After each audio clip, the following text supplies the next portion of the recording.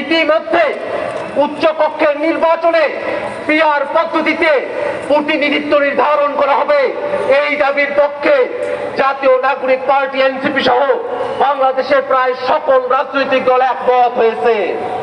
কিন্তু দুর্ভাগ্যের বিষয়, একটি কি দুটি দলের কারণে পিআর পদ্ধতিকে উচ্চকক্ষে বাস্তবায়ন করা সম্ভবপর হচ্ছে না। আমরা স্পষ্ট করে বলতে চাই, বাংলাদেশকে যদি নতুন কাঠামোতে পরিচালিত করতে হয়, অবশ্যই পিআর পদ্ধতির বাস্তবতা নিয়ে আমাদের সকলকে গভীরভাবে ভাবনা করতে হবে, বাস্তবায়নের পথ আমাদেরকে অন্বেষণ করতে হবে। সুপ্রিয় উপস্থিতি, বাংলাদেশে এ যাবৎকালে যে নির্বাচনী ব্যবস্থা আমরা দেখেছি, যে নির্বাচনী কাঠামো আমরা দেখেছি, সেই নির্বাচনী ব্যবস্থা এবং কাঠামোতে বাংলাদেশের সামনে নির্বাচন আমরা আর হতে দিতে চাই না।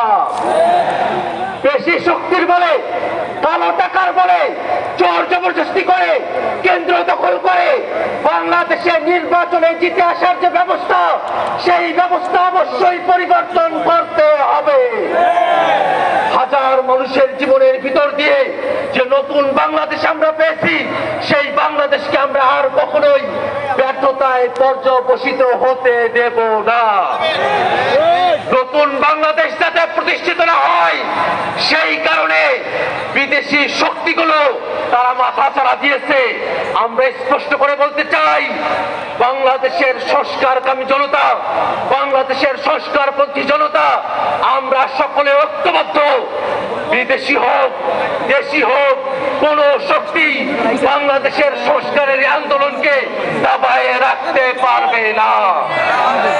একই সাথে আজকের এই মহাসমাবেশের গুরুত্বপূর্ণ বক্তব্য হলো, বিগত 15 বছর ধরে বাংলাদেশের মানুষের উপরে যারা স্বৈরাচারী কায়দায় জুলুম করেছে, বাংলাদেশের মানুষের উপরে পিলখানা, শাপলা সহ 24-এর অভ্যুত্থানে গণহত্যা সংগঠিত করেছে, সেই সব গণহত্যাকারী আওয়ামী লীগ এবং তাদের দোসর, তাদের সকলকে বিচারের আওতায় নিয়ে আসতে হবে।